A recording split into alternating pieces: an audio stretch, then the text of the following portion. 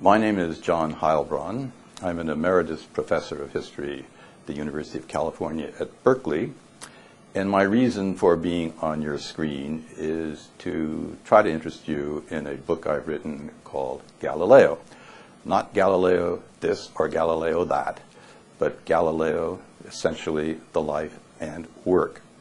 I've tried to bring together not only his well-known work on astronomy and on mathematics, but also his less-known work on literary matters. He was, before a mathematician, and long before he was a martyr, he was a literary man who liked to run in literary circles and do the things literary people do, like drinking and partying and talking about poetry, gambling from time to time, and so on.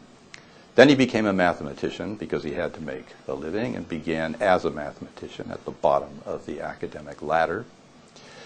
His last appointment as professor of mathematics was at the University of Padua in Venice, or the Venetian University, and he kept his powder dry through all that period of time, some 18 years. He did not take sides politically in the Republic. He did not take sides with any order in the church.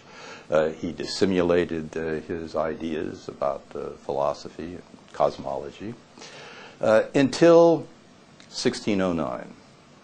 And in 1609, the mild professor began to transform himself into one of the figures of romance in one of his favorite poems, became a great champion of the Copernican system of the universe, in which the sun stands still in the center, rather than the Earth, as in the traditional cosmology.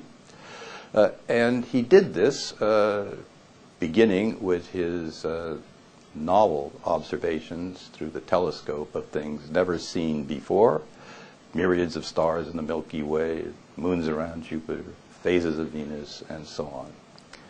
That made him a missionary, and it also made him enemies.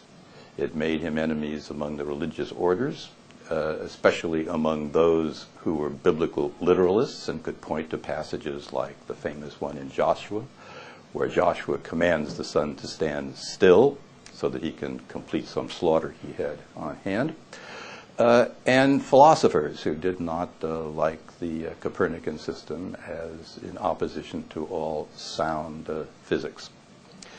Well, the best known perhaps of Galileo's activities to the general public was his series of squabbles with the Roman Catholic Church, ending with his showdown or shootout with Pope Urban VIII, who incidentally had been a friend of his, in 1633. The result of that was to condemn his book defending Copernicanism and to confine him for the rest of his life to his villa outside Florence. A nice place to visit, but not to spend your entire life.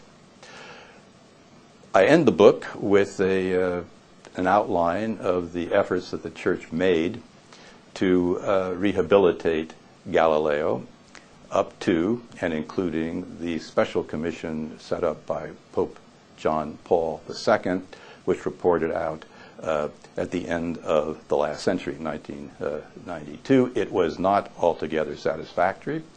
And so at the very end of my book, I offer a suggestion which will end the Galileo affair to everybody's satisfaction in no less than another 400 years.